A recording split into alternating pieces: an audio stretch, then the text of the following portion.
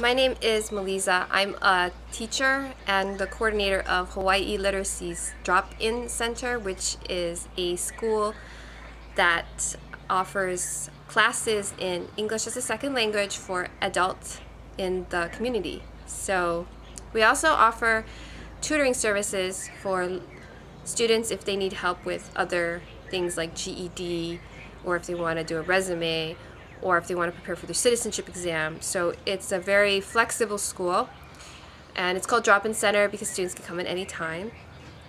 But today I wanted to talk about class cohesion because I noticed when I was training some teachers on how to teach, they sometimes have difficulty keeping the class together.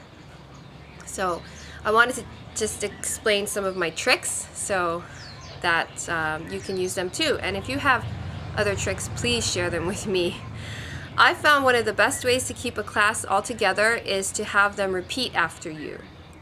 So if you find that some of the students aren't paying attention or they're getting distracted, then have the whole class repeat what you're doing together. So say I asked a student to tell me their favorite hobby, and say the student says, I love to swim, okay? And maybe some of the students in the class aren't listening. So then I say, okay, everybody repeat, I love to swim. And then everybody will say, I love to swim. And then keep repeating it until everybody in the class says it together. Okay? And if some of the students still aren't paying attention, you just ask them, please pay attention. And then the next time you repeat, the whole class will repeat with you. And then everybody will be with you again. Now, it's a very interesting dynamic, class cohesion. It really depends on the personality of your class. In the classes that we teach at the Drop-In Center, we need to basically always keep them together.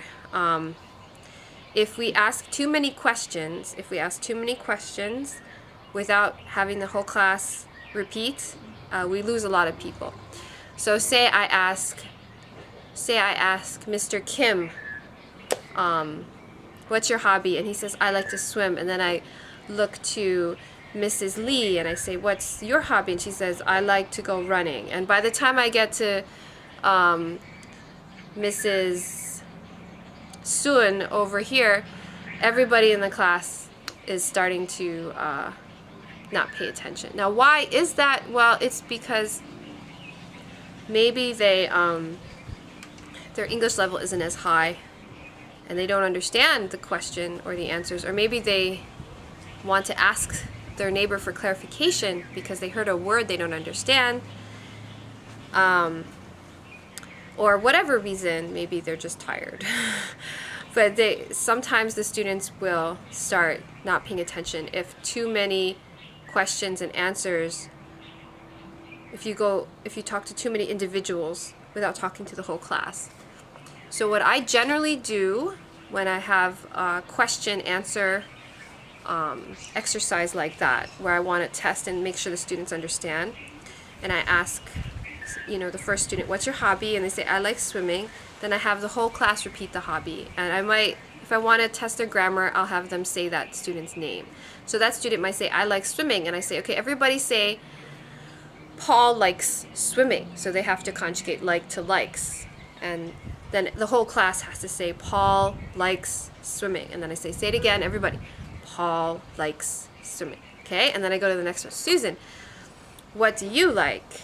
What's your hobby? And she says, I like horseback riding. And then the class is like, what is that? So then I have to write it on the board for them, horseback riding. I'll explain it, maybe do a little acting, and then I'll have everyone say horseback riding, horseback riding. And then I have the whole class say, Susan likes horseback riding, and the whole class will repeat and repeat. And I find that if you do this exercise where you have the whole class repeat what the student just said, it keeps the class focused. It keeps them focused so that they actually listen to the student, and then they say what the student says, and then the next student talks, and then the whole class talks. So you can still have individual students answer questions and keep the class together. So I use that technique a lot. In general, if you're ever doing any exercise and the class starts wandering, just have them repeat something with you together. It helps a lot. This is my favorite technique. Another time that this might happen is when you have students come to the front to perform a skit And sometimes the other students, maybe they're preparing their own skit, or for whatever reason, they stop paying attention to the skit in front of them and they start talking amongst themselves. Often in my class it's because they're getting ready for their skit, so they're not paying attention to the people in the front. So what I have to do is I have the whole class clap, and I make sure that everybody knows they're supposed to pay attention, and then I have the students go ahead, and then the students are done, I have the whole class clap again, and then you invite the next students up. Okay? And if you want to get them all together, you can have them all say with you, good job, Susan and Tom, and have the whole class say it together. I use the same technique when I'm doing introductions. When I'm doing introductions in the morning, I have every student tell me their name, and they have a little speech they give. My name is Meylysa. I'm American. I've been in Hawaii for 6 years. I've been coming to the drop-in center for 2 years. I'm a housewife. Okay, so they say that skit. Usually after they say the skit, not all the students are listening. So what I have them do, every time a student introduces themselves, when they're done, I have the entire class say, good morning, Meylysa. So they have to remember the student's name to say good morning to them. So they have to pay attention to that part, okay? You might have them also say something else, just to make sure they've been listening. So I just have them say good morning together. So I have everybody say good morning, Susan, or good morning, Meylysa, and everyone says good morning, Meylysa. And if they're not all saying it together, I'll have them say it one more time. Again, good morning, Meylysa, and everyone will say good morning, Meylysa. And then you'll have the whole class together during introductions. So that's why I have my class say good morning as a class to the student, and that's just to keep everybody together. And it also helps because it feels nice to have the whole class say good morning to you. So it's a win-win situation.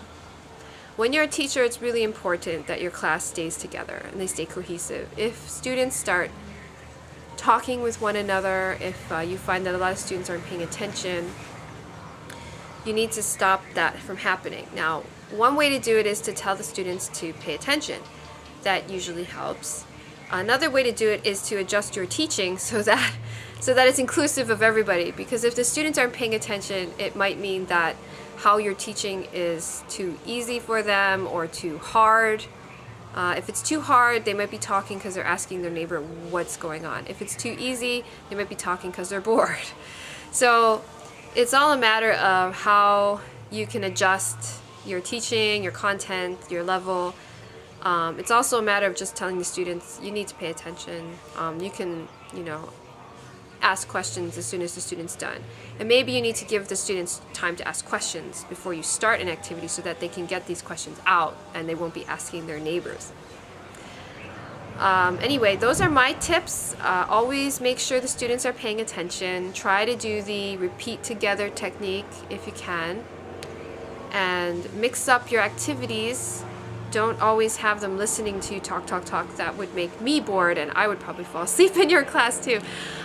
If you're going to teach a language class, I often pair up students and have them practice activities together, practice dialogues, practice asking questions to each other, and then walk around and listen to them, and then switch them around so that they have enough activity, enough stimulus to keep them interested in what they're doing.